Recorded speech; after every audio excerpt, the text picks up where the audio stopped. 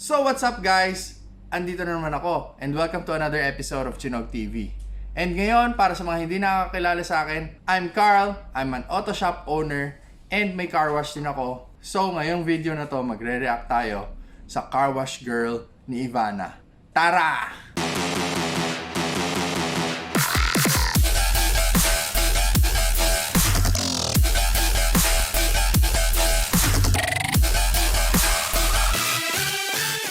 So ito na nga guys, panoorin natin si Ivana kung paano siya mag-car wash. And habang pinanonood natin yan, tuturo ko na rin sa inyo kung ano yung mga mali or posibleng nagawa niyang mas tama. Para pag nagdi-DIY kayo ng car wash, hindi nyo gawin yung mali at mas pag-igihin nyo yung tama. Okay? Tara guys! Hi guys! Welcome back to my channel. Okay, so ang gagawin natin for today is magiging car wash girl ako. So alam nyo na, nakakulong ako dito sa bahay ng isang buwan. Naghahanap. Pare, kung ganito magka-car wash ng kotse ko. Kahit lahat mali, okay lang. Hi! Ivana. Mga gagawin and nalinis ko na yung buong bahay. So ngayon sabi ko, parang gusto ko naman maghugas ng kotse. So ako na magiging car wash girl ninyo for today. Call me Ivana if you need me. And this is my assistant. Hello, Ivana. Hello, kuya. Kailangan kita. Hi! If you need her, but If you need me, call me. but yeah, sisimulan na natin maghugas ng kotse. Oh, may pahangin effect tayo. Jack! Oh, Jack! Kumangin na, Jack na. Jack, hindi ba? Pwede bang Carl na lang? Carl? Carl? Kaya pala pinagkakaguluhan to si Ivana? Oh my God! Jack, ano na yung hangin? Girl, hipan mo kaya buko para. Parang hindi pa eh. Mabuang.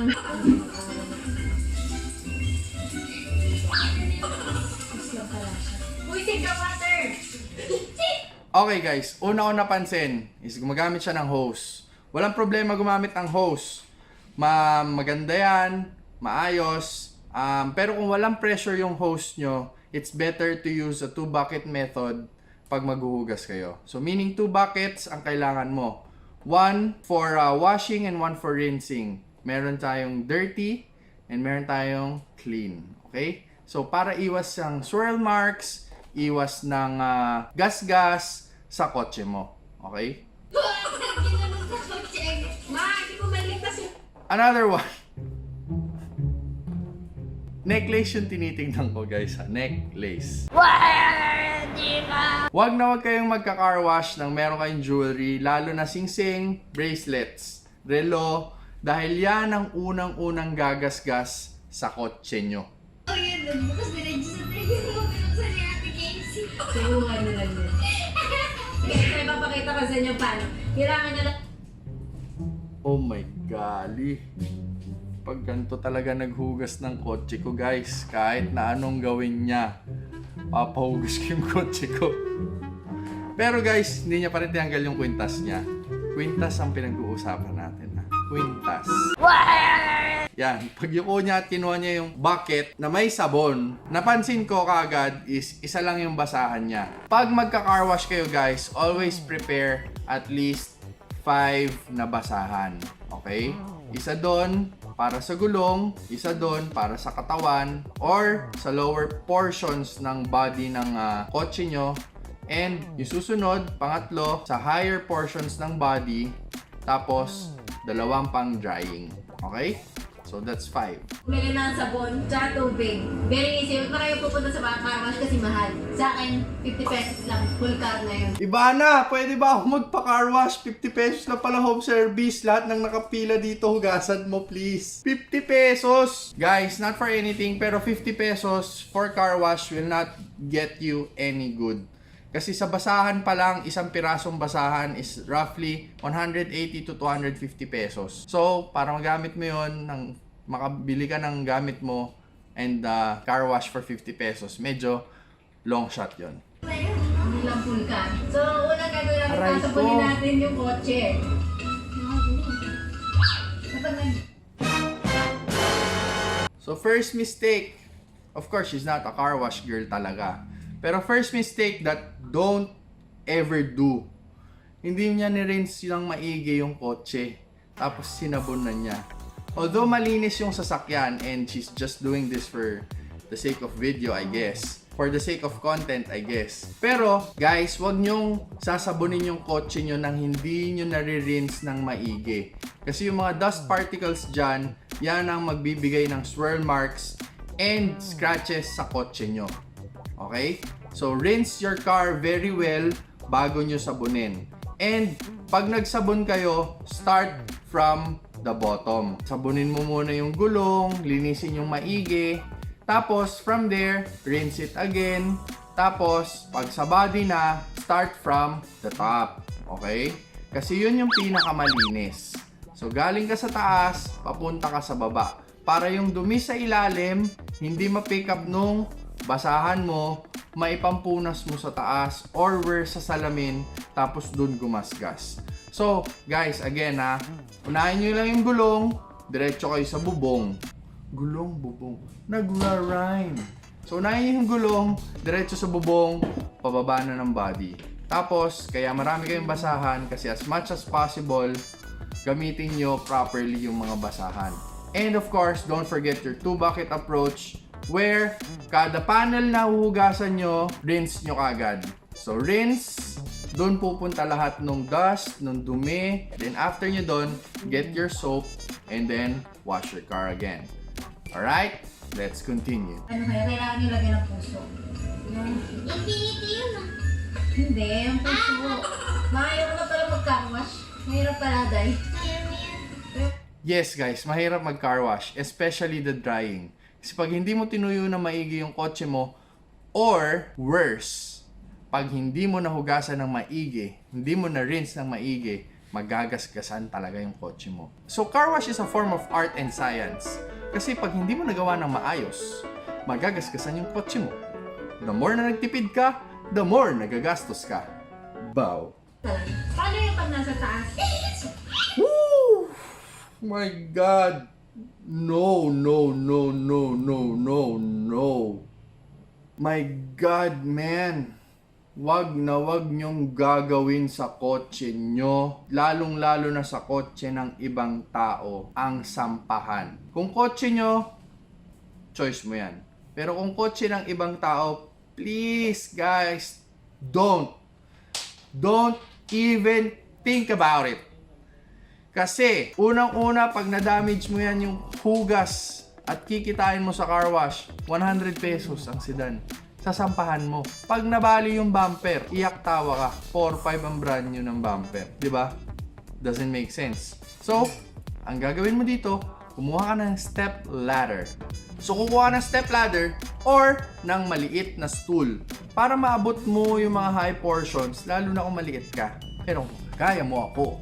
I'm the tallest person alive in our car wash. So, kaya kong abutin pag kotse, pati bubong. Ginagawa mo! Sino susunod? May pila ba tayo? Yung sa akin, sasakyan. Ang dami nanonood. Mukhang madami na yung customer mo. Wow. Guys, mukhang kailangan mo din ng step ladder kay Ivana. Bad joke, bad joke. Sorry. Kailangan pala may posing. Ako nga. Pa-car wash? Sir, 50 pesos lang, sir. With free sabon. Ano kaya ako mag-sabon? Okay guys, so napapansin ko talaga isang basahan lang ginagamit niya. And paulit-ulit lang yung sabon. So big no-no to guys. And another thing na napansin ko, walang bubong. So don't wash your car guys sa walang bubong. Bakit? Kasi pag may araw, mabilis matutuyo yung sabon, mabilis matutuyo yung tubig. At pag naunahan ka ng araw magpatuyo kaysa sa basahan mo, masakit sa ulo yan. Dahil magiging prone yung sasakyan mo to watermarks and worse. Kailangan mo ipa-detail yung kotse mo after. So, don't wash your car under direct sunlight. Okay, I think you're done. Hindi ba kailangan slowly lang? Nag-focus ka. Nanghihina ako sa'yo, Ivana. Bakit? Tuloy. Kaya bilib ako sa mga car wash boy kasi ang sipag nila. Love you guys. Love you mga babes. I love you too. Guys, bakit ba ganito si Ivana? Mali yatang ni-review natin yung video ni Ivana. Pero tuloy tayo. Babes ko na siya. Wow. Parang abstract yung paint. Okay, napansin nyo guys, galing sa ilalim yung basahan. Hinatak niya paangat ng kotse. Maling-mali guys. Kasi the closer the body part is to the road, the more na meron siyang mapupulot ng mga gagas-gas sa kotse mo. Parang siya. Ginasgas niya yung puso ko. So the closer you are to the road, the more na magkakaroon ng dust, grime, particles, sand, stone, cement, chismosa, drug addict, lahat mapupulot ng kotse mo. The closer it is to the road. So again guys, just wash your wheels first para pag nagkasabon-sabon kayo, malinis na yung gulong, and that is the dirtiest part of your car na madaling hugasan. So, yun ang unahin mong hugasan para pag nag-wash ka, hindi natatalsik or hindi nalilipat yung mga dumi ng gulong mo papunta sa kotse mo. Alam ko saan yung pagmalaki pero magaling pala ako sa mga linis-linis din ng kotse. Kala ko kasi pambahay lang. Pero wala rin pala ako. Bakit mo kasi ako iniwan? Pag tinatamad. Nandito naman ako. Hindi kita iiwan. Pero isang beses na pang sampahan yung kotse. Goodbye! Wow. Modeling 101. Naglakad lang. Meron sa Amerika. Nako, guys! Isa na lang yung bucket niya. Paulit-ulit pa niyang binabalik yung basahan doon, tapos inahalo. Aray! Good luck na sa Jaguar na to. Naiiyak ako. Hindi dahil sa kay Ivan.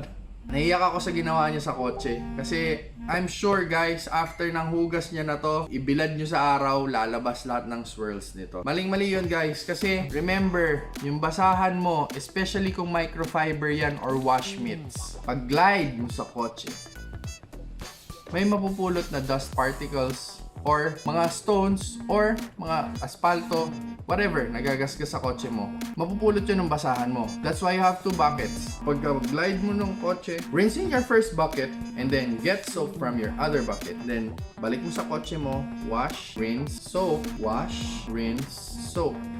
Sabi nga ni Mr. Miyagi. Wax on, wax off. Nila na po yung mga gusto magpalinis. Pinakamas ko may loob. Sabunin natin. Tay, dahil ayaw. Okay, sa loob guys, hindi na car wash ang loob. So kung gusto mo, binavacuum lang yan, pinupunasan. Or kung gusto mo naman, i-detail, meron tayong ginagamit na all-purpose cleaners at saka mga carpet shampoo and interior detailer. So kung gusto mo malinis yung loob, start with vacuum. And then we have detailing equipments that you can use inside your car. So pati ito, gulong. So makikita mo kung Ayun. gano'n dumi kasi malinis. So guys, nakita ko na nung pumunta siya sa gulong, nagpalit na siya ng basahan. Good. Pero mas maganda yan kung pabaliktad niya ginawa. Unahin niya yung gulong, pag malinis na yung gulong, punta na siya sa body ng kotse. Ito na guys, hindi na namin ma-reach yung Mount Everest, nandun na. Hindi pa rin tayo malinis yung Pero yung Mount Everest, kung madaling ma-reach. kahit asaya. Hindi pwedeng ganun. Kailangan na talaga malinis. Tama. Hindi mo nga Tama guys, kailangan buong kotse mo malinis. kailangan maging happy yung happy. Happy ka ba Happy dyan? na may kakupitin. Guys, wag na wag yung gagawin nyo na yung galing sa ilalim, papunta sa taas. Big no-no. Lalo na hindi niya ni-rinse ng maigi yung sasakyan. Pati sa love life ko, may kakupitin ka. Wala na nga akong ano sa ako dito. Aray! No! No, no, no, no, no, no, no, guys, no. Nakita nyo, bumagsak yung basahan sa sahig. Tapos pinamunas ulit sa kotse. Ano kayang itsura ng kotse na to pagkatapos? Big, big, big no, no. At least rinse it well after pag nahulog siya sa sahig. Kasi yung sahig, sure na yan. Napakaraming mapupulot ng basahan mo. Tapos ipamumunas mo ulit sa kotse mo. Natakot ata sa'yo. Ganun, Wala, ganun. wala akong masabi. Sa akin, hindi ko kayo titipirin sa shampoo. Tapos sexy pa ako mag-car wash. Wow. Sir, hindi na po kayo magsisisi, sir. Just Wait. Fresh na fresh. Wala na tayong pressure. Feed the water tayo eh. Basta mawala na yung bula, okay na yun. Babaki kasi may tricks sa umbak nakita. Ganun. Pag gusto mo pressure. Yan, tama guys. Mas maganda kasing gamitin ang pressurized water kaysa sa simple hose para the less ka magre-rub sa kotse mo, the better. Para yung mga dust particles, hindi mo na iniikot-ikot sa kotse mo. Matatanggal na siya mag-isa ng pressurized water. Okay ka lang? Tayo magpapatalo. Meron pa siyang ganun. Pakita na. Asan yung tubig? Wala ka ng tubig. Hello, may Milan. May Milan. May karaban. Hello. Pero kailangan natin.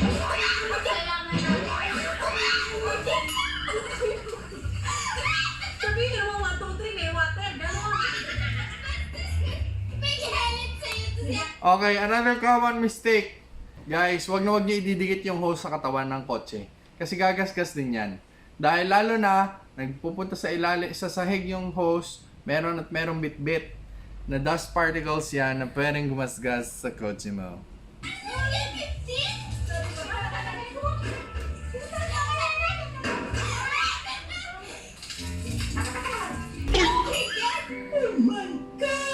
Tayo taong nagbasa sa tenang. Ito ang aking assistant si Casey. Si Casey. Hindi ko hindi. Rewind natin. Gusto nyo Kung pigilan, rewind natin. Isa lang. Please, pabigyan niyo ako.